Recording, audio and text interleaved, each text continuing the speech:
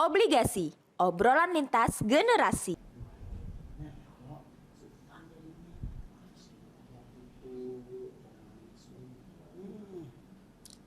Apa? Kan. Iya. Kadang bisa sembunyian tuh apa Kak Cim kayak tuh nah ditagih orang utang kah? Aduh. Habis bang? Kenapa? Oh, Kan tapi gaji. Anda jalan digaji gitu kan? Masya Allah. Apa Kayaknya nih? kamu kawanan tuh misalkan gini. Habis itu? Hanya kada bujur, maksudnya sebar banget. Yang menjebarakan siapa? Pulang? Kawan, Ya Allah, nambah kisah kawan. kawan juga. Oh, Tak tahu kawan ini mana ujungnya dari Nah. kawan ke kawan. Jadinya kisahnya Jadinya ya karena jadi hoax nih ini ujung-ujungnya. astaga, mangalih urang. Mengalami orang banyak korban jiwa di sini sebenarnya. Maka kamu ini mun sudah di sini nih apa aja apalagi orang Tuhan yang membaca rancak tuh langsung percaya. Nah, aku rancak mana itu kuitan nih lah. Nah, ini bagus nah gini. Padahal tuh tipuan aja. Aduh. Nah, jadi banyak yang muka kita saring-saring berdahulu. Kak Cima enak kakak itu tuh. Dan yang luar biasa adalah jejak digital itu ngalibana dihapus. Nah, seumur hidup tuh muncul terus. Nah, ngali bandar lo. Karena keingatan kita sudah berada di obligasi. Maaf, emosi kawan. masalah. Nang kawan nih dapat nabi nak ada mengaruan. Nah, kenapa? Oh, harus di situ. Tinggi sebelah sini. Oh, ayo oke baiklah. Kita bertemu kembali di obligasi, obrolan lintas generasi. Luar biasa di tahun 2023 kita berada di episode ketiga. Tentunya dengan mangkat tema yang luar biasa pada hari ini ada kaitannya dengan apa yang kita bahas tadi juga. Betul Ya kan, sekali. kita akan coba kulik di mana kita akan mengungkap tema berkaitan dengan Hari Pers Nasional Wow. yang jatuh di tanggal 9 Februari. Benar kata Gina bilang, jadi kita spesial banget tema kali ini. Yes. Dan bukan hanya itu saja, spesial pula narasumber yang kita datangkan. Iya Ada dong. 2 orang. Betul, biasanya kan kita cuma bertiga, ini kita empat. Karena orang. perlu 2 orang hebat yang untuk bisa menjawab pertanyaan kita. Betul. Yang selama ini juga teman-teman di rumah pasti pengennya itu ada orang-orang yang di bidangnya Nah. yang bisa mengarahkan. Betul, ya kompeten kan? di bidangnya ya. Nah, itu Sehingga dia. yang namanya berita hoax atau berita yang belum tepat, tidak tepat itu bisa kita pecahkan sama-sama ya. Betul banget. Hari ini kita spesial mengangkat tema apa Kak Cim? Junjung tinggi etika jurnalistik, wujudkan kebebasan demokrasi tanpa hoax. Aku asal aja memperbolehkan Pian aja Iya. menyebutin karena kawan hafal. Karena luar biasa temanya panjang. Panjang. Dan ini penuh dengan makna. Betul, ini ya kan? benar-benar tes kita banget untuk ini ya. Tes 2 harokat kalau bisa. Betul. Dan yang spesial juga hari ini kita akan bagi-bagi hadiah buat teman-teman Bakasel di rumah. Kita punya 2 pertanyaan nantinya harus dijawab. Dua-duanya harus betul. Dan cara menjawabnya cukup lewat direct message di Yes, betul. Instagram aja ya. Jangan lupa di follow. Follow Bakasel yang sudah centang biru. Yes. Untuk Instagram itu juga ada YouTube-nya ya. Iya dong. Jangan lupa di subscribe YouTube Bang Kalsel ya. Dan pastikan kita akan cari 3 orang pemenang yang beruntung dapat hadiah langsung ya. Iya dong. Jadi jangan lupa. Dan pastikan juga yang luar biasanya adalah Apalagi? bersama kita sampai dengan akhir acara. Dari setiap episode kita punya banyak hadiah. Oh, jangan sedih. Stok Nurul banyak sekali. Nah. Dia udah banyak membooking beberapa vendor-vendor yang Wow. berkualitas untuk merchandise yang luar biasa. Oh, untuk obligasi ya kan? Dan di luar biasanya pula setiap episode-nya wah ini update terus ya untuk narasumber ya. Wah, Tentunya. Masya Allah. Pokoknya buat teman-teman pasti akan selalu menantikan tayangan apa aja nih yang pengen diangkat oleh obligasi di episode yang setiap tayangnya itu dalam 1 bulan 2 kali Kak Ajin. Jangan sampai kelewatan. Tentunya sama dengan episode yang ini. Saksikan sampai dengan selesai. Kita akan hadirkan nanti narasumber total ada 2 orang yang luar biasa. Jangan kemana-mana. Tetap di obligasi. Obrolan lintas generasi.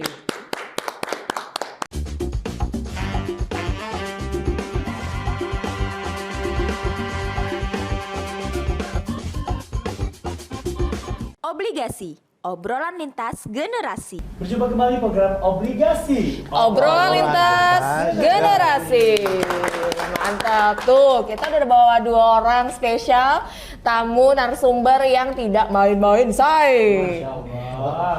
Dan sudah hadir bersama kita yang pertama ada Bapak Dr. Haji Muhammad Muslim SPD MKes. Assalamualaikum Bapak. Waalaikumsalam Masya warahmatullahi Allah. wabarakatuh. Yang saat ini beliau menjabat sebagai Kepala Diskominfo Provinsi Kalimantan Selatan. Boleh berikan tepuk tangan? Boleh. Nah, Mungkin selama ini apalagi beberapa tahun yang lewat Ya. sering melihat wajah beliau di sana kemari gitu kan. Pasti teman-teman iya setiap hari. Setiap jam. Siapa yang nggak kenal sama Pak Muslim ya kan? Pengejar COVID-nya. Oh, ini yang membantas COVID sekalinya ya, supaya hilang. Dan selanjutnya narasumber kita yang kedua ini spesial juga. Beliau merupakan Ketua PWI Kalimantan Selatan. Ada Bapak Zainal Helmi. Pak Helmi ya Pak panggilannya? Iya. Iya, selamat datang Bapak. Supaya lebih mudah. Bang Helmi. Oh ya. Oh kita gimana pukul rata aja panggilnya Bang di sini ya Pak? Asal jangan Bang Roma saja lah. Nah, Bang nyanyi. Kalau itu dari di bank, dipanggilnya bank. Oke, Masya Allah. Iya dong. Bang Helmi apa kabar Pian? Baik. Masya Allah. Agak ini. Serak-serak ya Pak? Iya. Karena cuaca mungkin ya? Ada beberapa kegiatan harus menyampaikan No. itu akhirnya Perlu asuransi nggak Pak? Banyak show ya. Perlu asuransi nggak pindah-pindah suaranya nih? Mungkin karena kaitan bulan ini Pak ya, karena kan Iya, karena- tanggal 9 kan kita rehat Iya, sama-sama. terkait ini. Masya Allah. Betul. Dan juga ini kalau mau tahu Pak Muslim kesibukannya apa aja Pak selain bekerja ya Pak? Kalau bekerja kan pasti tiap hari tuh. Ya biasa selain banyak urusan sebenarnya. Oh, ya. Tapi sedikit kegiatan. Oh, oke. Artinya urusan itu memfasilitasi begitu banyak teman-teman SKP ya. Kemudian juga berkaitan dengan kegiatan-kegiatan yang memang harus kami fasilitasi dan handal. Berkaitan dengan informasi Semua dinas. komunikasi publik gitu ya. Kemudian persandian dan keamanannya gitu. Ya. Oh, oke. Ada kiat-kiat berolahraga Pak untuk menjaga kesehatan? Hobinya Pak? Ya. Apain aja nih olahraga? Sebenarnya hobinya kan bergerak. Bergerak. Oh iya, bergerak. Oh, iya. Berdiri. Karena bergerak itu bagian dari geremas sebenarnya. Gerakan masa hidup sehat itu salah satu bergerak dari 6 mana. Aha. Nah, bisa olahraga di rumah atau melakukan saya hobi biasanya mindah-mindah taman. Oh, berkebun Pak. Berkebun. Banyak berarti ini tanaman Hah? di muka rumah Pak? Saya menjual tanah berarti kan. Tapi tanah pot-potan saja lah. Oke, kalau Pak Helmi sukanya ngapain aja nih Pak? Hobinya Pak? jelas olahraga. Olahraga. Oh, mantap. Bisa olahraga apa Pak? Futsal, basket. Futsal, basket. Basketnya ngerame-rame yang di pinggir siring. Oh, siring. Gitu. Patung kantor Pak. Satu pagi, Sabtu Minggu, santai. Yang kedua, saya pencinta anggrek. Wah. Sama Acim Pak? Iya. Acim Pak di rumahnya? Kita undang juga di sini ada Ibu Sana juga. Betul, dari Orchid. Kalau saya bukan di organisasi, Oh, bukan lebih karena cinta aja. Jadi mulai kecil beli Anggrek. online yang kecil, yang botolan, dipelihara, ternyata terpuaskan daripada yang Beli yang sudah jadi. jadi. Ya. Oh. Berarti menikmati proses Bapak. Iya. Dua-duanya sama kan? Suka Iya, tanaman. suka tanaman. Iya kan? Salah Penyayang satu, biasanya Pak, penyayang. Harus setinggi memang kebun terlalu gitu ya. banyak sayang. Oh, terlalu banyak. Tapi emang benar Pak, kalau misalnya pecinta tanaman itu adalah orang yang penyabar, Iya. penyayang. Karena tanaman aja disayang apalagi orang lain ya kan. Manusia gitu. Iya dong, keluarga. Tambah ya lagi. Tambah. Insya Allah. Oke, tadi nih Gina sama Acim Pak udah ada sedikit selentingan ngobrolin masalah hoax-hoax atau berita-berita yang nyebar-nyebar tiba-tiba bohong atau nggak sesuai gitu. Karena kita juga menyesuaikan dengan peringatan Hari Pers Nasional ya Pak ya, yang jatuh tanggal 9 Februari tadi gitu. Dengan tema kita hari ini spesial junjung tinggi etika jurnalistik, wujudkan kebebasan demokrasi tanpa hoax gitu. Nah, tapi kalau misalnya kita melihat sekarang nih perkembangan teknologi yang luar biasa sampai akhirnya banyak orang tidak menutup kemungkinan di kalangan-kalangan tertentu semua orang sekarang bisa menyampaikan berbagai macam berita gitu ya Pak ya, bisa yang positif, bisa yang negatif. Nah, dengan perkembangan yang hari ini menurut Bapak gimana nih? Mungkin dari Pak Muslim dulu ya. Boleh Pak. Iya, ini teknologi digitalisasi ini tidak bisa kita hindari kan ya.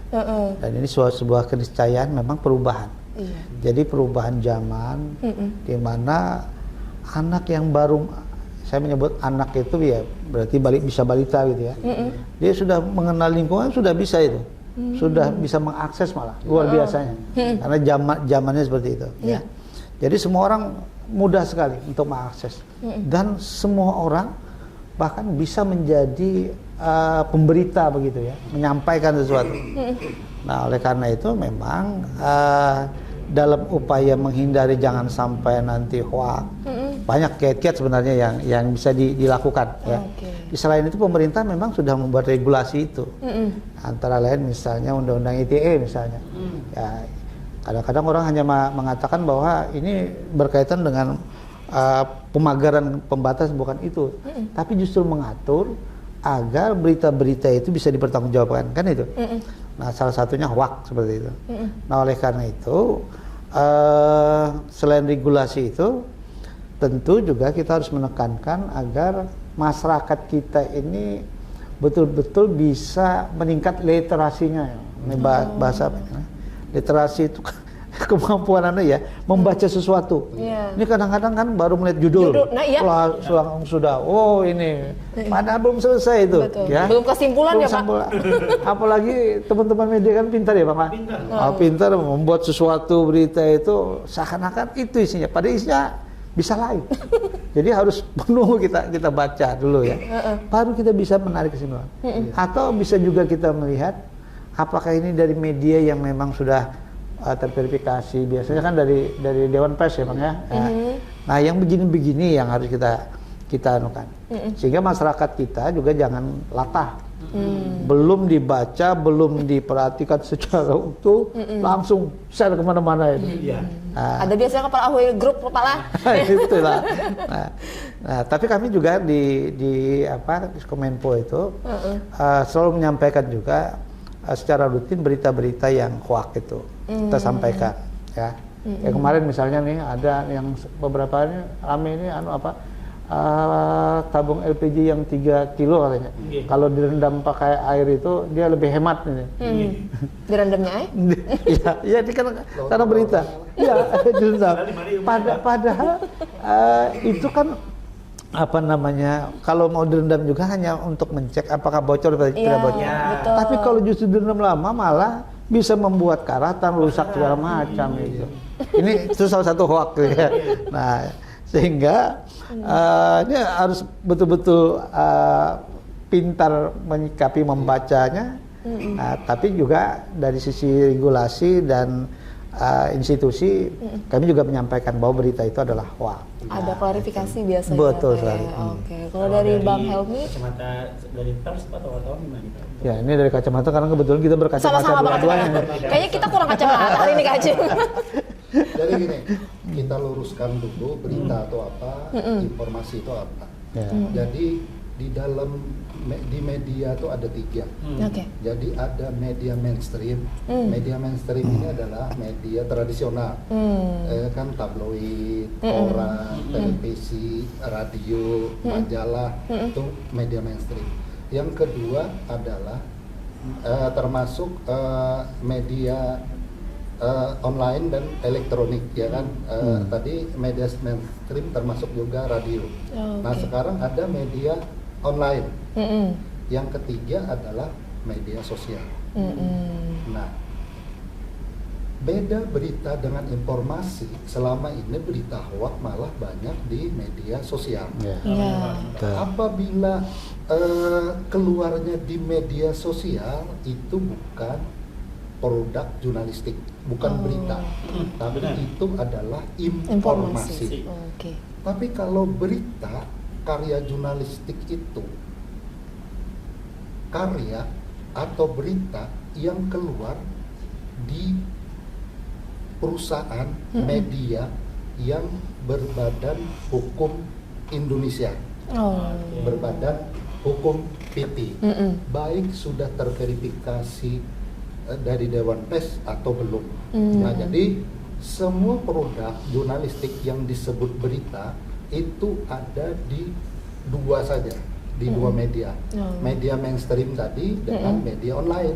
Sedangkan media sosial itu bukan berita, tapi informasi. Apa bedanya? Tadi disebutkan Pak Kadis, penanganan hukumnya akan berbeda. Media mainstream dan media online itu tidak bisa wartawannya langsung dikenakan undang-undang IT dan KUHP. Tidak bisa. Mereka punya undang-undang pers nomor 40 tahun 99. Ada hak jawab, ada hak klarifikasi yang mereka dirugikan. Tapi kalau ada informasi yang merugikan langsung di media sosial, disebutkan Bapak tadi ada undang-undang IT dan KUHP pencemaran nama baik. Nah, itu bedanya. Jadi kawan-kawan wartawan sudah berbadan hukum PT, profesional atau tidak, itu mereka harus tidak bisa diselesaikan karena itu sudah ada MOU 3 lembaga, Dewan Pers, Kepolisian dan Kejaksaan. Jadi itu dulu. Jadi berita hoak ini kebanyakan di media sosial. Walaupun ada juga kawan-kawan kita di media online ini ngambil itu berita hoak, tapi harus secepatnya dia akan mengklarifikasi. Ya kan harus mengklarifikasi. Nah makanya kami khususnya PWI dari kawan-kawan media mainstream saat ini tugasnya bertambah, meluruskan berita-berita hoak dari media sosial. Ini tugas kami bertambah, yang dulu menyiarkan, ya kan, mengedukasi, memberitakan, sekarang meluruskan berita-berita. Jadi tugas kami ini bertambah. Nah itu yang penting. Jadi masyarakat itu harus tahu. Jadi tidak semua informasi di media sosial itu adalah berita. Nah sekarang apakah wartawan atau media itu bisa diseret ke pengadilan? Bisa. Contohnya begini, ada berita, iya kan, dia tidak disiarkan di medianya secara resmi, tapi dikeluarkan dulu di media sosial, Facebook apa-apa. Kalau orang terjadi komplain, keberatan dengan berita itu bisa langsung ke Undang-Undang IT dan pencemaran nama baik. Karena walaupun dia sebagai seorang wartawan sudah lulus uji kompetensi wartawan, tapi produk jurnalistiknya itu diterbitkan di media yang bukan berbadan hukum, misalnya di Facebook, di Instagram, itu bisa diseret sama pengadilan. Jadi siapapun bisa terseret, apalagi masyarakat. Gara-gara Kalihaya tangan Pak aja. Pacaran, putus, lagi ibu-ibu, ini gara-gara ini dia masuk penjara kan? Baik, ya itu. Itu jadi masyarakat harus tahu bahwa media itu ada 3, ya kan 2 tadi mereka dilindungi secara hukum Undang-Undang Pers nomor 40. Nah kalau yang di media sosial tadi urusan Undang-Undang IT yang disampaikan Bapak tadi. Nah itu kita dudukkan itu dulu. Ya kan? Dia teman-teman Bang Kasun juga tahu akhirnya apa ada pembeda nih sebenarnya. Asal lempar informasi ya Pak ya. Nah kalau tadi kan dari pandang PWI Pak ya, pastinya dilakukan untuk hoax ini. Kalau dari Pak Kadis nih Pak, dari kedinasannya, kalau tadi dari PWI kan meluruskan, miring tambahan Pak ya pekerjaan nih. Kalau kebanyakan programnya. Saya aja beberapa kali ya, karena kami memang harus sama-sama. Collab ya Pak. Apa gitu Pak? Literasinya. Ya betul, memang kewajiban kita pemerintah itu satu ya mengedukasi tentu di masyarakat ya, dan bisa ini melalui kelompok-kelompok, ada kelompok informasi masyarakat dan lain sebagainya itu. Jadi kita melakukan edukasi ya, sosialisasi, kemudian juga melakukan pelatihan-pelatihan, meliterasi lah istilahnya, sehingga masyarakat tadi mempunyai kemampuan untuk memilah, terutama tadi yang disampaikan oleh Abang Helmi tadi, ya terkait dengan media sosial tadi. Ya. Karena yang biasanya ya hoak-hoak itu lebih banyak yang seperti itu ya itu ya. Ya. Kalau media-media yang sudah terverifikasi oleh Dewan Pers itu biasanya mereka sudah mempunyai ketentuan aturan, bahkan jurnalisnya itu juga punya kode etik dan lain sebagainya. Sehingga ini juga menjadi sebuah insan yang memang profesional. Ya. Tetapi yang media sosial ini kan siapapun dan nah oleh karena itu tugas kami Kominfo ini mengajak teman-teman VES ya, kemudian mengajak teman-teman Humas, SKPD, ya. Beberapa kali kegiatan itu kita menyamakan persepsi ini bagaimana menularkan, ya tidak hanya COVID yang menularkan itu ya, tapi ini juga menularkan sehingga masyarakat kita tersosialisasi kemampuan dalam memilah dan memilih berita-berita yang tadi yang disampaikan Bang Emi itu di media sosial. Nah, dan kita juga berkepentingan membina apakah itu para influencer misalnya gitu ya, untuk apa? Untuk memberikan ruang agar mereka juga dapat menjadi agen-agen edukasi ya terhadap masyarakat begitu ya. Jadi duta lah biasanya. Iya, ya. dan biasanya yang begitu-begitu lebih diterima oleh peer groupnya, kelompoknya begitu ya. Nah, inilah upaya-upaya kita melakukan pembinaan, fasilitasi ya dan memediasi ya, serta mengkomunikasikan dengan teman-teman jurnalis begitu. Karena mereka adalah insan-insan ya, saya menyebut insan lah.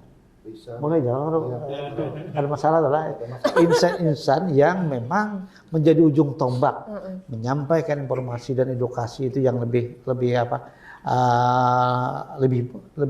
punya kesempatan dan kemampuan begitu juga. Jadi dapat disimpulkan bahwa memang untuk media-media yang ibaratnya sudah terverifikasi gitu Pak ya, itu dapat dijadikan acuan dong artinya Pak untuk kita yang masyarakat umum nih untuk bisa dapat berita misalnya dari media ini karena ini sudah diakui ibaratnya dengan beberapa standar yang mereka punyai bisa kita jadikan acuan gitu ya Pak untuk tingkat kebenarannya mungkin lebih tinggi dibandingkan yang lain gitu. Ya, karena masyarakat bingung kan karena terlalu banyak biasanya Pak sumbernya itu. Dan tadi juga sempat menarik banget Pak mengenai literasi tadi Bapak juga jelaskan Pak ya. Apalagi kalau misalnya Kalimantan Selatan dengan luasnya Kalsel Pak ya dari ujung ke ujung. Apalagi dengan culture dan juga latar belakang, mohon maaf nih pendidikan berbeda-beda. Bisa nggak sih Pak mengedukasi yang misalnya ini di hulu sungai, Banjarmasin kan beda nih masyarakatnya, warganya gitu Pak. Sabar. Oh iya, tentu itu pendekatannya kan kearifan lokal. Justru itu tadi peranan-peranan tokoh masyarakat, tokoh agama ya, itu jauh lebih cepat gitu. Karena ini juga merupakan salah satu subjek yang menjadi mitra ya, sehingga di Kominfo itu juga mempunyai mitra begitu ya, mitra di dalam menyampaikan ya, makanya tergantung kelompok nih. Jadi kita tahu bahwa kelompok-kelompok para tokoh ulama seperti itu ya, beliau kalau menyampaikan sesuatu jauh lebih diterima ya, terima. Dan tinggal tentu kita saling bersinergi untuk mempersepsikan apa yang akan diedukasikan. Dan ini juga bisa dilakukan tidak hanya di media sosial, tapi ada pertemuan-pertemuan misalnya ya di kelompok-kelompok yang ada di masyarakat seperti itu. Nah, inilah upaya-upaya yang kita lakukan. Tentu kami di provinsi punya teman-teman itu kan di kabupaten kota, begitu ya. Perpanjangan tangannya ya Pak ya. Iya, karena tangan kita kan kada terlalu panjang. Jangan perpanjang tangan lain pulang kisahnya. Nah ini upaya kita ya. Nah, jadi bentuk-bentuk kegiatan itu ya kita pertemukan. Kadang narasumbernya dari teman-teman pers begitu ya, menghadirkan para tokoh atau kelompok-kelompok tadi dalam satu kegiatan. Ya sekarang kan zamannya ini zaman dimudahkan kita, ya kita bisa saja tidak langsung berhadapan, tapi bisa tersebar dengan banyak audiens, ya melalui betul ya. Kalau dulu kan terbatas harus menggunakan gedung yang luas baru dapat ya. Tapi sekarang kan zaman digital dan teknologi seperti ini memudahkan kita menyampaikan informasi. Tapi juga bisa informasi ini terjadi miss. Nah inilah yang kita kelola ya Bang. Kita kelola sampai jangan ada miss informasi sampai menjadi hoax gitu. Oh kalau masalah hoax ini banyak sekali ya. Berarti jangan jauh-jauh Pak. Misalnya nih berita artis Ya. meninggal, orangnya hidup. Aku yang baca meninggal. Iya. Rasaan kemarin baru masuk TV nih orang gitu kan, cross check akhirnya oh ternyata bukan gitu. Memfilter itu kan memang kita kayaknya susah ya Pak ya. Sangat susah. Iya, Ibaratnya betul. ini masyarakat Indonesia luar biasa banyaknya gitu. Memunculkan rasa percaya dari masyarakat gitu Pak dengan berita-berita yang dihadirkan. Gimana sih upaya-upayanya dari PWI boleh? Ya ini kan soal berita hoax ini kan kesulitan kita adalah pembandingnya. Nah itu dia. Nah, kalau soal artis kemarin mantan Wakil Presiden Tri Sutrisno meninggal, sudah di grup WA, Iya, setelah Pak. dicek ternyata. Nah, kalau itu kan mudah dilakukan pengecekan. Yang bahaya ini adalah berita-berita mengenai potongan-potongan ayat agama, Quran, apa-apa. Itu sangat susah sekali.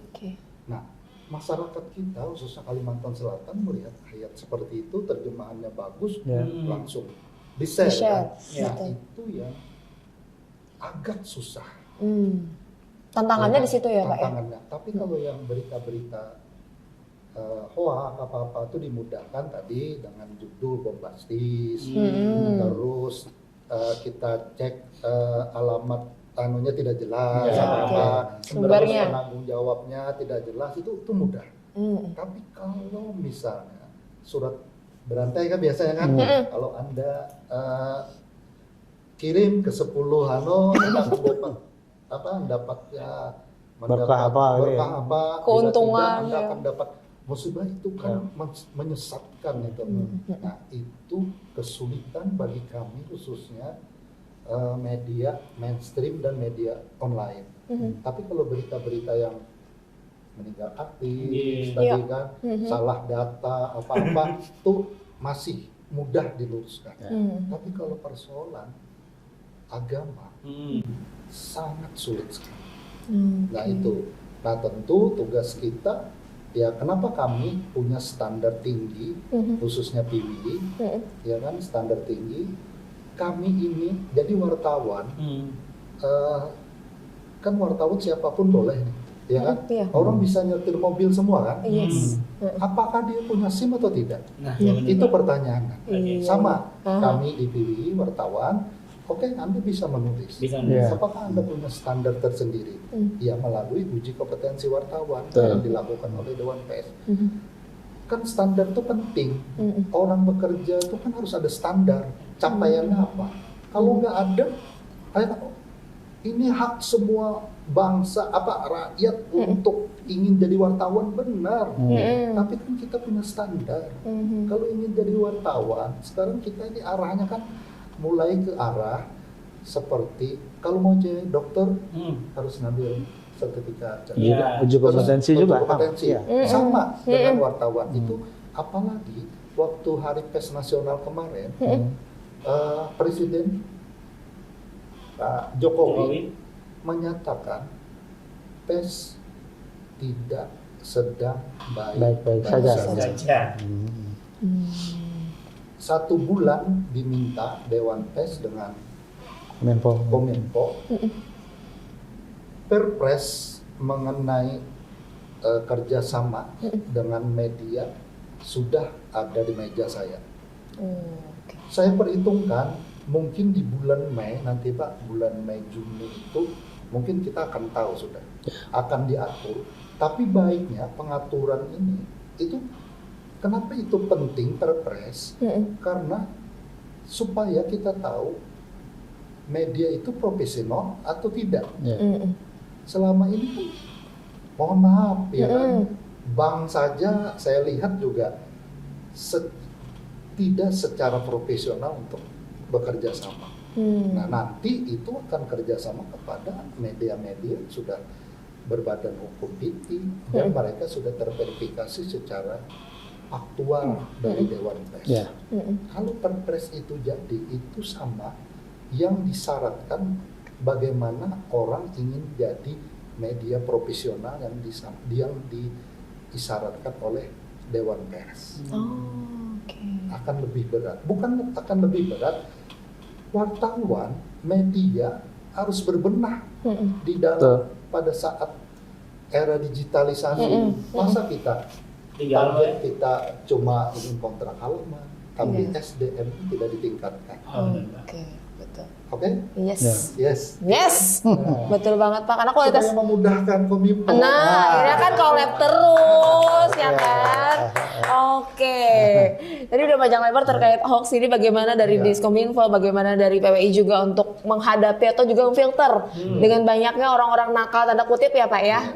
Ada yang cenderung mengutamakan keuntungan biasanya, banyak yang supaya banyak yang share, supaya banyak yang nonton gitu kan. Ini kita coba kulik lagi lebih dalam terkait dengan berita-berita yang ya ada negatif, ada yang positif, bagaimana dari PWI, bagaimana dari Diskominfo. Lebih lanjut kita akan kembali setelah yang satu ini, tetap di Obligasi, obrolan lintas generasi.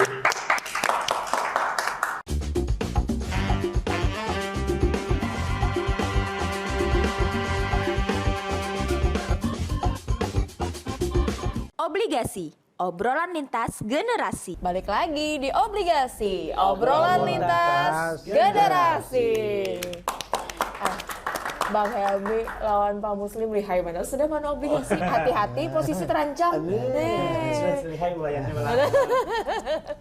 Tadi udah panjang lebar, kita tetap mengangkat tema terkait dengan junjung tinggi etika jurnalistik, wujudkan kebebasan demokrasi tanpa hoax, tentunya bersama dengan Pak Muslim dan juga Bang Helmi di sini. Nah, apa misalnya menyesuaikan dengan budaya kita, budaya Indonesia, terkenal dengan budaya demokrasi yang tinggi, membebaskan semua masyarakatnya untuk bisa memberikan aspirasi. Dengan adanya itu, peran atau keterlibatan pers itu sendiri kalau misalnya dikaitkan dengan budaya demokrasinya Indonesia nih, Pak Bang Helmi mungkin menjawab dulu, bagaimana Pak tanggapannya? Orang menyampaikan aspirasi, nyampaikan silahkan aja kan. Bebas pendapat Pak. Iya. Tentu jangan menyinggung orang lain kan. Nah, kami PWI apalagi pilkada ya kan, nanti pilpres, pilkada kan ramai ini. Nah, silahkan Anda memuji-muji diri sendiri, silahkan ya kan, aku ini terbaik, aku yang terbaik. Satu, jangan menjelekkan konstituen lain.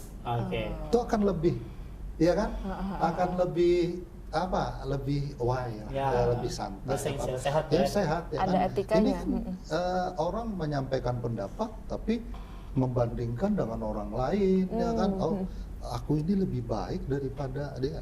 Sebut nama ya Pak. Tentu tidak. Nah, disinilah tugas media, ya kan.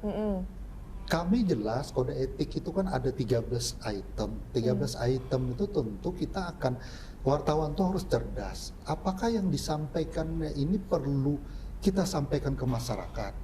Jadi berita itu harus dicerna dulu. Kalau ini dampaknya tidak baik bagi daerah kita, bagi orang lain, tentu tidak usah disiarkan.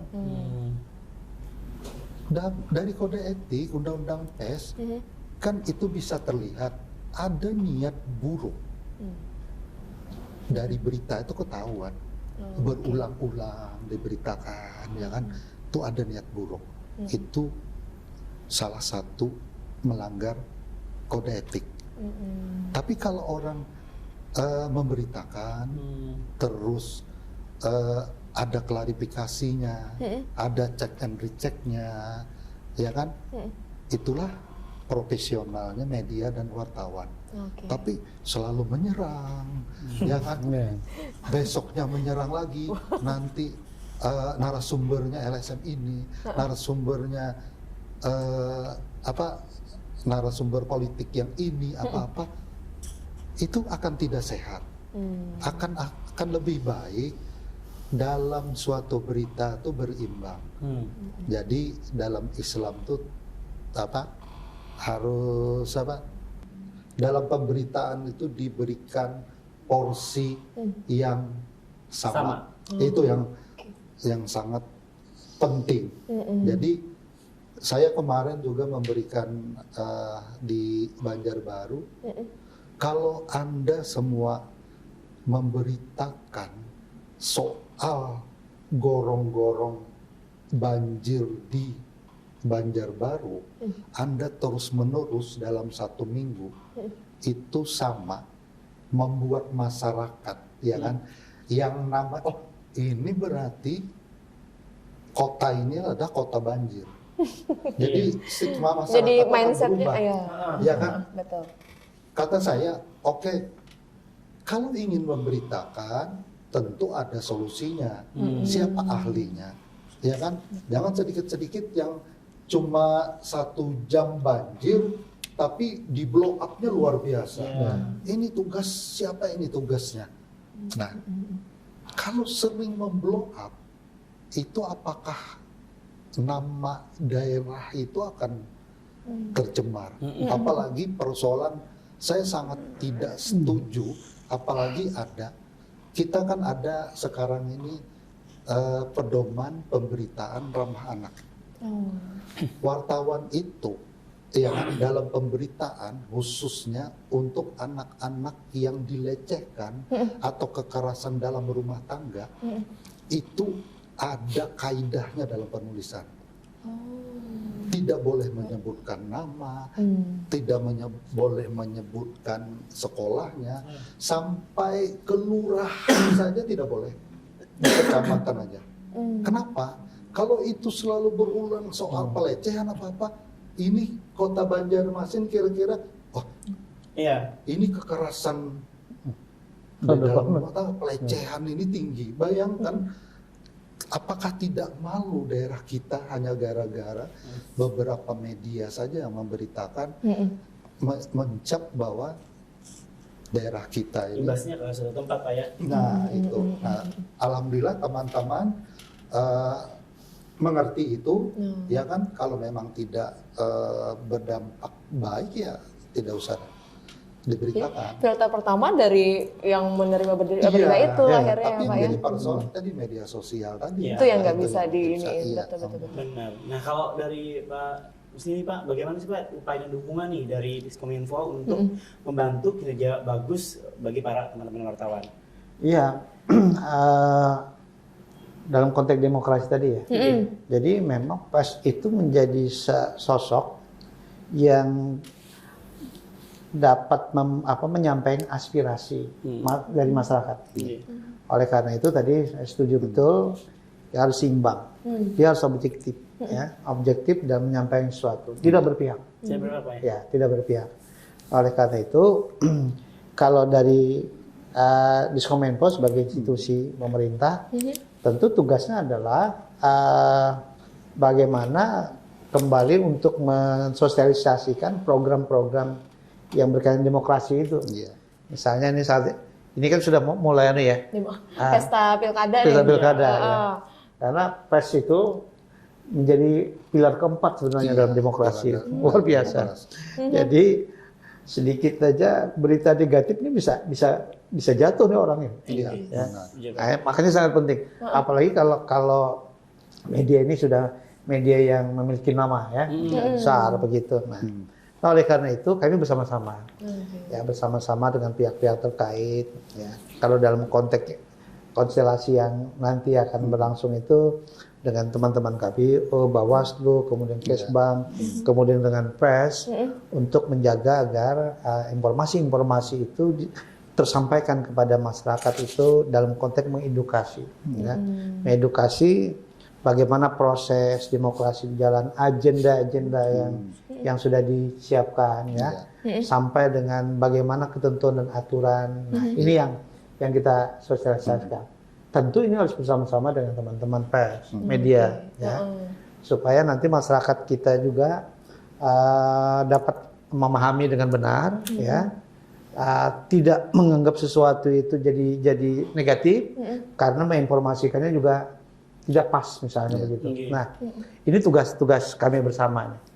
Oleh karena itu kami dengan Bang Helmi ini, ya, baik itu secara pribadi maupun kelembagaan, ini adalah mitra. Kawan seguringan kayaknya, atau kawan sekencengnya misalnya. Artinya sama-sama kita. Apa yang akan dapat disosialisasikan oleh beliau, mana yang bisa kita sinergikan. Nah, oleh karena itu kembali tadi apa yang disampaikan beliau tadi, ya, Pak Helmi, bahwa memang perlu ada pengaturan yang disampaikan oleh Pak, nyambung tadi apa yang disampaikan oleh Presiden kita ya. Iya. Agar masyarakat kita juga terlindungi ya. Kemudian FAS itu juga bisa bertanggung jawab. Nah, biasanya pemerintah dalam hal ini SKPD, OPD, termasuk mungkin Bangkalsel gitu ya. Dia harus memilah dan menentukan kriteria-kriteria. Nah, dari sisi pemerintah tentu membuat regulasi. Regulasi apa? Terkait dengan kriteria. Misalnya media kemitraan untuk kemitraan kerjasama ya, kerjasama loh ya, kerjasama maka ada perlu kriteria-kriteria persyaratan. Misal media itu sudah terverifikasi ya oleh Dewan Pers. Nah, karena akan memudahkan kita. Nah, tambahan-tambahan misalnya media itu memang viewernya gitu ya. Nah, itu ada teman-teman yang lain. Tujuan itu tadi dalam rangka sebenarnya mengawal, ya mengawal. Tapi kalau pemberitaannya, informasi ya, itu dapat media mana saja. Silakan. Silakan. Tapi kalau dalam konteks kerjasamanya tadi, maka ada beberapa kriteria. Nah, ini yang akan kita tunggu nanti Bang ya. Iya. Tunggu. Dan kemarin beliau Pak Jokowi betul-betul menegaskan waktu itu ya. Menegaskan waktu itu bahwa saya tidak ingin lama-lama katanya. Supaya ada peraturannya yang jelas sehingga menjadi guidance kita bersama. Nah, oleh karena itu ya peranan FAS ini tadi dalam konteks meningkatkan kompetensi kemampuannya ya tidak terlepas dari upaya bersama. Jadi dari sisi kami misalnya bisa mendorong untuk peningkatan kapasitasnya ya. Ya kami sebenarnya juga membina walaupun masih ada sebagian yang masih belum mendapatkan STR-nya atau apa ini dari PWI-nya gitu ya. Uji kompetensinya wartawannya itu ya. Dan mereka ini juga kita tingkatkan kapasitasnya, kita latih, kita lakukan workshopnya ya dengan Kualitas berbagai. SDM-nya ya Pak ya. Betul. Karena dengan kemampuan yang meningkat, wawasan yang baik, bahkan kalau mereka memiliki spesialisasi di suatu bidang, seperti misalnya kesehatan itu ya, kesehatan itu kenapa ada terspesialisasi dalam rangka lebih khusus. Nah, kalau mereka memang dapat terspesialisasi dalam artian begitu ya, memang menguasai bidangnya itu, dia jauh akan lebih mampu memberikan edukasi yang lebih bagus, ya. Bahkan kalau persnya seperti Bang Emil misalnya, ini kan bisa memberikan 2-4 SKS nih. Wah, iya pada satu topik banyak misalnya. bahannya. Nah, artinya saya pernah ada satu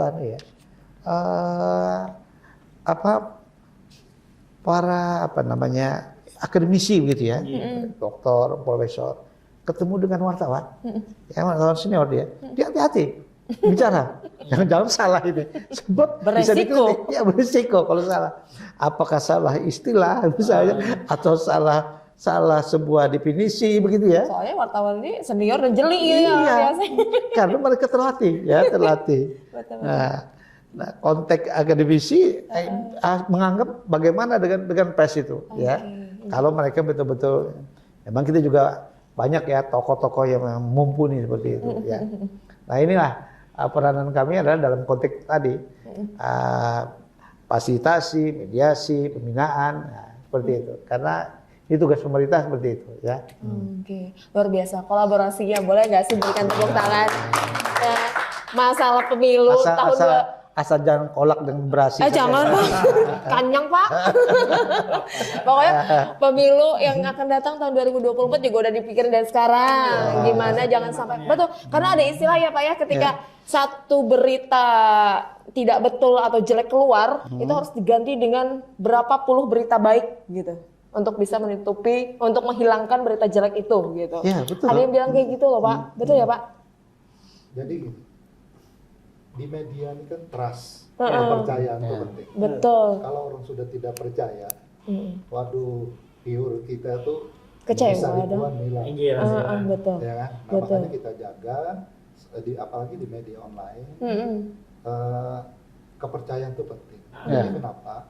Fakta, terus faktual tuh. Ini fakta itu penting. Jadi itu yang selalu kita jaga khususnya media dan wartawan yang profesional. Dia mengerti tugasnya. Jadi dia akan kritis, tentu kritis bukan menghakimi, bukan harus orang itu harus mati kan, harus dimatikan, bukan. Tapi ini kontrol sosial itu yang penting.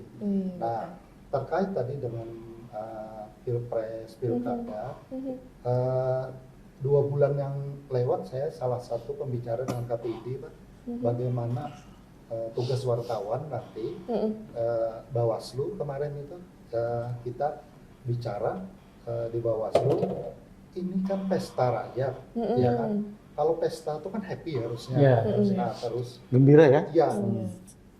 Saya sedikit mengkritik, kami dimintakan supaya independen, tapi tidak diberi kue iklan untuk ini pesta ini, ya. Tapi kemarin ramai kan, di Bawaslu apa-apa bicara. Tentu kami menyampaikan tahapan-tahapan tadi, termasuk pemberitaan pada saat masa tenang, termasuk juga ada kontrak halaman apa itu tidak boleh. Jadi kita sudah dengan kemarin KPI, saya ketua PW dengan Bawaslu. Jadi Bawaslu sudah jauh-jauh hari sudah melakukan ini. Nah kami dari PW tentu saya juga minta bantuan Bapak nanti bagaimana wartawan itu menulis secara baik dalam pilpres pilkada itu. Nah itu nanti yang perlu kita edukasi bersama. Jangan sampai ya kan, karena gini, di Bawaslu itu kan KPU apa-apa, kalau misalnya satu pasang diberitakan, dalam satu berita itu pasangan lainnya harus diberitakan. Nah, independen dari iya, kata saya memang ada beratnya. KPU dan Bawaslu harus melihat. Coba bayangkan, ada berapa partai sekarang, ada beberapa partai. Kalau kami memberitakan partai A misalnya kan, apakah kami harus memberitakan partai lain? Sampai jet. Sedangkan ada beberapa partai, sekretariatnya saja tidak menyebutkan. Terus ketuanya dihubungi, sekretarisnya tidak bisa. Ini kata saya, ini masukan kami bagi Bawaslu dan KPU. Tentu ini kan penting. Oke, berimbang. Tapi bayangkan ada partai atau caleg yang tidak mau diberitakan. Aneh kan? Misalnya di 4 pasang misalnya nanti calon wali kota Banjarmasin misalnya, masa satu pasangan tidak mau diberitakan, ya kan, diam-diam aja. Padahal secara ketentuan kami harus memberitakan keempatnya. Betul. Nah itu ya itu tugas Bawaslu dan KPU. Betul. Bersikap bagaimana berimbang tadi ya Bang ya, luar biasa. Ya apa? Tabayun. Tabayun. Oleh tadi kan. Dari tadi gongnya dapat, alhamdulillah. Itu penting. Tawadu gitu ya. Kalau sudah tabayun tuh tingkatannya kayak sidin. Masya Allah. Kalau nyebabinnya pembayun ya. Apalagi loh Pak, sekarang selera netizen tuh kalau misalnya ada berita yang gimana-gimana langsung cepat kayaknya. Kalau ada prestasi lambat, kalau ada yang bertengkaran, bercerai, perkelahian, itu cepat banget kayaknya netizen. Suka yang negatif. Yang viralnya viral arah sana. Betul. Dan mungkin juga kita perlu tahu nih harapan Bapak kepada pelaku media di luar sana. Mungkin Muslim juga boleh? Ya betul. Tadi kita berharap gitu ya. Bagaimanapun pelaku media itu harus betul-betul menyampaikan sesuatu itu kan objektif. Ya. Dan memenuhi apa yang menjadi kode etik yang memang sudah dipersyaratkan sesuai dengan ketentuan dan aturannya. Ya. Selain objektif itu juga berimbang. Ya. Jadi menyampaikan sesuatu betul kata Bang Helmi tadi. Ya. Ya, walaupun di sana sini tentu ada yang memang proaktif ya, narasumbernya ada yang tidak proaktif ya. Bukan disalahkan oleh medianya yang tidak menyiarkan ya. Tapi prinsip-prinsip itu mudah-mudahan bisa jalankan. Kemudian tidak berpihak juga ya. Nah, dan memberitakan sesuatu ya, sesuatu dari perspektif positif Ya. Memang berita itu bisa dibuat menjadi ke arah negatif bisa positif. Misalnya begini, saya menawarkan sesuatu ya. Ini misalnya saya mau makan bibi itu nama pecel gitu ya, pecel. Nah, kalau misalnya pecel ini pedas tapi nyaman lah. Kalau saya tawarkan ini, nah nih pecel nih enak tapi pedas. Lalu satunya, nah pecel pedas tapi nyaman. Coba. Tertarik yang mana coba? Dua yang mana? Yang kedua tadi menunjukkan nilai positif nih. Iya. Penuh keikhlasan nih. Padas tapi nyaman lah ya. Tapi yang satunya nyaman tapi padas nih. Nah, ada ancaman itu. Nah, Ada wanti-wanti. ya artinya kalau ini bisa disampaikan kan masyarakat kita kan jadi menerimanya juga tenang. Bayangkan kalau misalnya memberitakannya itu betul saja beritanya, tetapi dalam tanda petik itu agak-agak model bahasa kita terus terang vulgar gitu ya. Nah, ini kan jadian. Nah, kami berharap seperti itu ya. Tentu ini pembinaan profesinya ada di Pangemi kan gitu ya. Nah, kami sebagai mewakili pelayan publik begitu, harapannya seperti itulah. Oke, dari Bang Helmi Ya, kami untuk kan, pelaku media Bang. sebagai pemerintah dengan PES tentu bermitra ya kan. Karena di dalam Undang-Undang PES nomor 40 itu jelas bahwa pemerintah itu mitra kerja dalam suatu pemerintahan adalah dengan pers. Nah, tentu pers sekarang ini kan terlalu bebas ya, terlalu bebas. Tapi tentu ada batasan ya. Nah, profesional itu penting. Melalui uji kompetensi wartawan. Kenapa itu penting? Apa yang disampaikan Pak Presiden bahwa keberlangsungan kemitraan dengan pemerintah dan media yang disampaikan Presiden itu adalah bagaimana melindungi ya kan media yang profesional yang bukan dalam gerbong satu bis itu wartawan semua. Tentu ada orang yang ingin masuk ya kan yang bukan orang secara profesional. Betul. Diharapkan satu gerbongnya orang profesional. Akhirnya kenapa tema PES tahun ini ya kan dengan dengan PES Merdeka tentu demokrasi akan bermartabat ya kan. Itu tandanya kalau PES profesional tentu pemberitaan itu akan lebih mengedukasi ke masyarakat. Nah, itu yang sangat penting. Profesional harus dilakukan oleh kawan-kawan wartawan dan media. Karena di era digitalisasi kalau kita berdiam diri, tidak memperbaiki diri, kita akan tergerus oleh media sosial. Oke, sip. Jadinya lebih dulu tuh kita lebih mempercayakan masyarakat Pak ya. Masyarakat tuh mandangnya nggak setengah-setengah ke teman-teman media gitu Pak. Iya, memang seperti itu. Orang memandang tentu kita punya kemampuan. Nah, itu Pak. Tapi kalau kita tidak punya kemampuan, tentu orang memandang sebelah mata. Siap. Baru setelah itu bisa percaya. Jadi yakin. Oke. Dan ini juga luar biasa banget di segmen kali ini. Mungkin bapak-bapak di sini ada pesan untuk teman-teman kita, sobat-sobat Lawang Kalsel nanti yang juga menyaksikan. Bagaimana sih mengenali pemberitaan agar bisa dipertanggungjawabkan? Dimulai dari mana dulu Pak? Baik. Siap. Udah dimulai dengan sengot dulu. Oh iya. Memang yang pertama lihat dulu situs itu siapa yang mulai. Kemudian berita yang disampaikan itu cek dulu faktanya. Dikaitkan dengan berita-berita ini masuk akal nggak? Kemudian juga setelah kita mencek itu, ya, kita bisa mengkonfirmasi.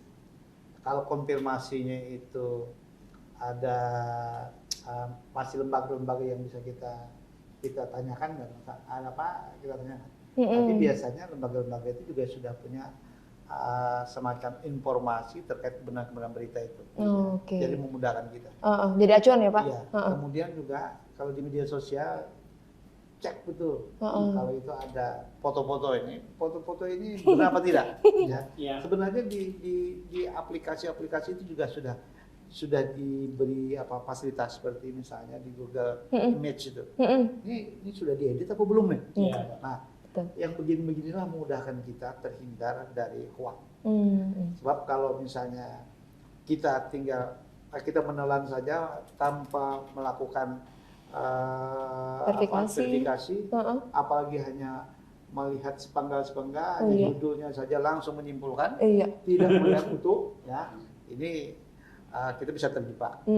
Apalagi tadi kata Bang Helmi kalau berkaitan dengan yang tadi, ya pakai itu berkaitan sara dan lain sebagainya itu, masalah agama dan lain sebagainya, yang kadang-kadang orang takut dengan dosa dan lain sebagainya itu ya, ada pahala dan lain sebagainya, itu mudah mempengaruhi masyarakat kita sehingga tanpa sadar misalnya langsung konsen, walaupun padahal itu adalah berita yang belum benar atau hoax. Saya kira itu yang perlu dilakukan oleh para pemirsa obligasi. Iya. Selanjutnya tambahin lagi. Tambahin lagi. Jadi yang terpenting sebenarnya bagi kita, ya kan, khususnya kita ini kan sebenarnya menyebut netizen ya, padahal kita ini netizen. Kita bagian dari netizen. Jadi yang penting itu adalah saring dulu sebelum sharing. Itu Saring sebelum Jadi, sharing. kita ini masyarakat kita, mohon maaf, kita ini kan malas membaca, malas mencek tadi kata Bapak itu kan memang tadi agak sulit memang. Contohnya begini, tahun 2019 pemerintah akan menaikkan BBM di tanggal ini di jam itu tuh berita itu benar. Benar tuh dalam artian itu hoax, ya kan? Menteri SDM mengumumkan apa-apa namanya benar, beritanya tuh cantik, luar biasa, judulnya akan naik. Bayangkan akan naik BBM jam 12 malam, orang mulai sore itu antri lewat SPBU seluruh Indonesia. Karena besok Sebelum pemerintah akan tahu tidak ada penentuan jamnya gitu ya. Sekarang di mana kita melakukan mengecek itu kan? Iya. Nah itu kesulitan kita, khususnya kawan-kawan media. Tapi tentu kalau ini ragu, lebih baik disimpan saja, tidak perlu di-share. Itu yang penting. Kalau ragu tidak usah. Betul. Kalau ragu boleh kembali Pak ya. Tapi kalau di pasal 17, kalau lebih baik, lebih baik mampir kata. Pak 17 yang mana ini nih? Yang mana? Kapal yang sebutingnya kan bayar. Itu namanya Bahayakan. 17 itu kan ada ini Pak. Sekarang ada apa? Bis yang masuk ke dalam itu Pak. Iya dong, bis tayo aja lah. Itu aja katakan. Oke, dan kayak tadi kalau udah dapat pesan-pesan dari Pak Muslim so Bang Helmi di sini ya, kayaknya teman-teman Bang Kasur di rumah kayaknya tambah jeli gitu, tambah peningkatan kesadaran terkait berita yang mana yang harus disaring, yang mana yang harus betul. Kayaknya nggak usah di-share ke grup WA deh gitu kan, jadinya lebih jeli nih sekarang ya Kak Jim. Yes, betul. Iya, dan tentunya buat teman-teman Bang Kasur juga habis ini kita akan bagi-bagi hadiah. Yes. Ada kuis Pak, kita akan bagi-bagi hadiah, ada kuis yang akan kita berikan buat teman-teman Bang Kasur yang sudah menyaksikan episode kali ini dari awal sampai akhir. Karena pertanyaan akan seputar dengan apa yang kita diskusikan hari ini, kita obrolin hari ini ya kan? Yes, betul banget. Gimana? Bisa kita balik dulu ya? Boleh, habis ini kita balik lagi ya, tetap di Obligasi, obrolan lintas generasi.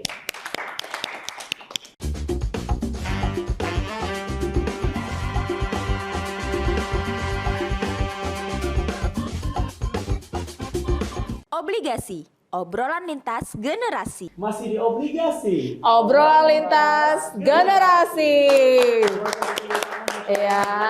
Luar biasa banget kali ini. Wawasan itu juga nambah ya Gim. Banget. Dan Banyak kita cuma tahu atas-atasnya. Kalau ini sampai dalam-dalamnya udah tahu nih ya kan. Dari sekarang tuh harus pintar, Nah, harus cermat, tuh. kan? Jangan langsung masuk. Apalagi sebentar, apalagi saya punya teman selebgramnya luar biasa, followersnya banyak sekali. Jadi apapun informasi yang disampaikan dia lewat story ya kan. Itu Kak Jim, hati-hati ya Kak Jim. Berbahaya. Terima kasih Bu Uspa dan juga Pak Musti jawabnya kemarin MTQ ya. Wah, ada aja nih manis-manisnya nih. Sepedikio lagi. Oke. Nah tadi kita udah ada kasih clue buat teman-teman Bangkalsel di rumah bahwa kita ada kuis. Tapi sebelum kuis kita pengen kasih tahu juga banyak yang baru di Axel by Bangkalsel. Apa aja Kak Cim? Kita juga punya ada kertas award hal ini luar biasa, bisa tarik tunai tanpa kartu. Betul. Jadi nih jalan ketinggalan kartu, kita bisa tarik tunai tanpa kartu di ATM Bangkalsel. Cukup bawa HP aja Pak sekarang. Bawa HP aja Pak. Ya. Maka banyak nakal ingatan kayak Sekarang kan mending ketinggalan dompet Pak dibanding HP ya kan? Iya, Nah, jadi dengan aplikasi Axel ini selain menggunakan ATM kita tanpa kartu, Yes. kita juga bisa menarik tunai di merchant-merchant Indomaret di seluruh Indonesia Pak. Indonesia sekarang ya. Seluruh Indonesia, nggak tanggung-tanggung. Apalagi Bapak dinasnya kan kemana-mana. Iya nih, kan, Pak. Bapak sering pada pergi. Itu luar biasa sekarang Bangkalsel. Boh, ada tandingannya Pak. Tambahin lagi. Nambahin lagi. Terus, betul. Gajinya ke Bangkalsel juga. Iya. Iya. Ada juga Pak, mungkin hubungannya di Bangkalsel ya kan. Anu ngali jiwa pemasar dana funding itu lah koordinatornya. Dan yang luar biasa, Tambah lagi. ada Apa lagi lagi? kita di cash Pak. Jadi misalnya nih Bapak di penghujung bulan nih mau ada talangan dari Bangkalsel, kita punya ready cash, tinggal aktifin aja di customer service. Bisa gitu ya? Betul. Padahal biasanya kalau tanggal 25 itu biasanya mata kabur biasanya. Agak raung ya Pak. Berarti termasuk obat pembersih mata juga. Nah, ya kali mau ngebagian istri pas tanggal ulang tahun ternyata belum ada yang cair nih. Pakai talangan dulu aja Pak, dibantu sama Bangkalsel. Bisa kapan aja, 24 jam mau Sabtu Minggu gampang. Tinggal tek. Nah, sudah masuk ke rekening pian. Luar biasa. Betul. Terus yang terbaru juga kita juga punya ada yang namanya Kris Bangkalsel. Jadi kita sekarang untuk pembayaran kan banyak Pak non tunai. Apa itu, Chris? Kris Pak, barcode Pak. Nah, Bayarnya tinggal tap aja Pak. scan aja. Scan. Dan di semua ya. Di Semua merchant. Merchant. Betul. Semua udah bisa masuk Pak. Luar biasa banget. Jadi Bapak sekarang kalau misalnya belanja tidak harus menggunakan uang tunai atau uang fisik dari masyarakat. Kadang kan kita Zaman digital memang Iya, anak Pak. kesal semua ya. betul. Nah, yang pembeli nggak susah nyiapin kembalian, kitanya kan bisa gerenceng-gerenceng di dalam tas ya kalau Pak. Dan itu zaman Covid menghindari. Nah, Covid. Wah, dasar bujur Pak. Dari Covid kita belajar ya Allah menghindari kuman-kuman yang bersebaran virus-virus ya kan? Kita hikmah adanya COVID ya Pak ya. Iya gitu. Masya Allah. Dan yang luar biasa juga Bapak jangan lupa Yes. di mobil banking Bangkalsel atau di Axel by Bangkalsel Hmm. bisa pembayaran Pak macam-macam Pak, pembayaran telepon, terus juga listrik, juga untuk pembayaran iuran sekolah dan juga Betul. universitas dan kampus. Nah, Semuanya BDAM. lengkap, Pak, ada di Axel by Bangkalsel. Pokoknya. Kampus saya berarti nih ya. Iya dong. Udah masuk Pak. Alhamdulillah. Kemudian yang lain tambah lagi ya. Betul. Kepanjangan dari Ayo ke Kalimantan Selatan. Dan tentunya akselerasi, percepatan ya kan. Dan yang paling penting buat teman-teman Bangkalsel yang sudah aktifin Axel by Bangkalsel, mungkin ada kendala atau apa, itu bisa langsung menghubungi call center kita yang aktif 24 jam 0800 112203 kali. Keluhan apapun itu bisa langsung dilayani oleh call center kita ya. Pokoknya jangan khawatir untuk penggunaan segala macam bentuk aplikasi dari Bangkalsel atau juga layanan lainnya seperti kartu ATM atau juga ada buku tabungan yang hilang segala macam. Bagaimana cara mengatasinya? Telepon langsung call center kita. Oke, dan kita juga terbaru ada Axel Fun juga. Ini bisa langsung beli tiket konser. Wah, sekarang lagi rame Pak konser, nonton konser Pak. Oh, Pak. Kalau mungkin Dewa, konser Dewa. apa? Konser Roma Irama mungkin Bapak kan beli dari kita.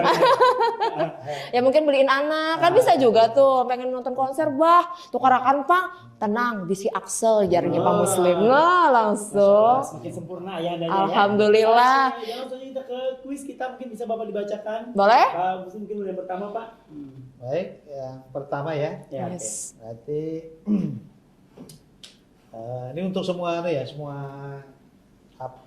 pemirsa ya. Dengan semua. Iya, Pak. Baik, tolong disimak. Nah, baik-baik. mungkin bisa dibacakan 2 kali ya, Pak?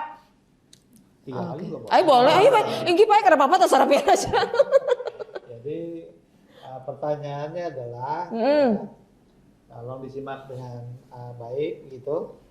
Pada tanggal berapa Hari Pers Nasional diperingati. Nah, ayo Lagi, Kak. lagi. Pada tanggal berapa Hari Pers Nasional diperingati? HPN. Nah, sekali lagi Pak. Nah, sekali lagi. Jarpian 3 kali kalau Pak tadi. Urutnya ganjil bagus Pak. Ganjil ini pas Bagus loh Pak ganjil nggih. pada tanggal berapa Nggih. Hari Pers Nasional diperingati? Nah, langsung. Itu untuk pertanyaan pertama. yes. Silakan berikutnya mungkin Pertanyaan kedua dari Bang Helmi. pertanyaan kedua. agak panjang. Nah, Tapi kalau yang menyimak, lama ya. kalau tadi menyimak mungkin sudah tahu. Apa tema Hari Pers Nasional 2023? nah, Oke. Ulangi lagi. Ya. Apa tema Hari Pers Nasional 2023? Sekali lagi Bang. Nah, diangsul Pak Muslim gimana? Lain dulu pala Pak Muslim. Apa tema Hari Pers Nasional 2023? Nah, buat teman-teman Bang Kalsel yang sudah tahu jawaban dari 2 pertanyaan tadi, langsung saja dikirimkan melalui DM dari Instagram Bang Kalsel @bangkalsel yang sudah centang biru. Pokoknya yang menjadi pemenang adalah yang jawabannya dua-duanya betul. betul. Kalau salah satu aja nggak boleh. Terus harus follow. Harus follow. Nah, ya kan? Kita Kita akan cari 3 orang pemenang. Betul. 3 orang pemenang Pak, 3 orang pemenang. Jadi, Betul. 3 orang pemenang beruntung mendapatkan merchandise persembahan dari Nurul dan Mbak Kalsel ya. yang mana lagi yang namanya Nurul aja Pak. Oke, dan tentunya kami ucapkan terima kasih sekali lagi untuk Pak Muslim, Bang Helmi sudah berkenan datang di kesibukan yang luar biasa. Mungkin jadwalnya pastilah siapa ya saya nggak luar biasa. Bu Puspa padat loh sini lo. Padat banget. Iya, Bang Helmi sudahnya juga karena ketanganan. Mobilitas tinggi kan. Iya tuh, alhamdulillah bisa datang ke sini. Kebatisan aja. Terima kasih Pak Muslim, terima kasih juga Mbak Yati, terima kasih. Sehat-sehat panjang umur. Amin. Mudah-mudahan kita bisa bertemu di episode berikutnya. Yes. Dan tentunya buat teman-teman Bang Kalsel jangan lupa saksikan Obligasi episode berikutnya. Kita akan tayang 1 bulan 2 kali. Minggu keberapa jangan sampai kelewatan. Pian pokoknya di follow aja Instagram kita @bangkalsel sudah centang biru, YouTube kita yang Bang Kalsel karena info terupdate akan selalu hadir di sana. Oke, terakhir saya punya pantun. Nah, Tolong cakep dibaca. belum? Oke, jalan-jalan ke Salatiga. Cakep, Jangan lupa makan soto babak. cakep, Selamat Hari Pers Nasional 2023. cakep. Pers Merdeka Demokrasi Bermartabat. Wow, apa Sari tunjuk-tunjuk ada Pang Sari Pena. Langsung. Nyaringi lah sahutannya lah. Oke. Kada ikhlas Nurul senyum. Ke Sungai Lulut bajukung sorangan. Bener tinggal Balarut sambil memutiki dahan. Nah, koler lo maka menunjuk sebenarnya. Ya alhamdulillah. Zaman wah ini kada kawas sembarangan. Gara-gara sosial media bisa kepuhunan. Nah, hati-hati bersosial media. Akhir kata kayak kita harus pamit ya.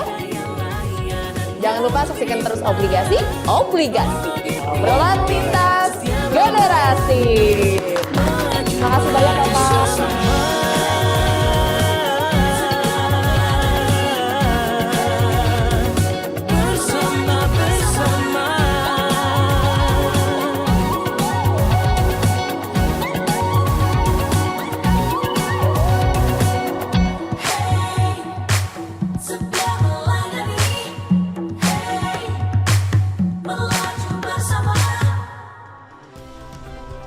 Kalimantan Selatan, sebuah tempat di mana kita merasa nyaman, ramah tamah, penuh persaudaraan. Alamnya kaya akan hasil bumi, merupakan anugerah tak terhingga, suatu potensi luar biasa bagi kesejahteraan masyarakatnya. Bank Kalsel hadir, berperan serta bersama pemerintah mewujudkan pembangunan daerah, membantu pihak swasta, membuka peluang usaha, menjadi bagian bagi masyarakat mandiri dan sejahtera. Bergerak bersama menuju Banua yang mapan, mandiri, dan terdepan. Bank Kalsa, setia melayani, melaju bersama.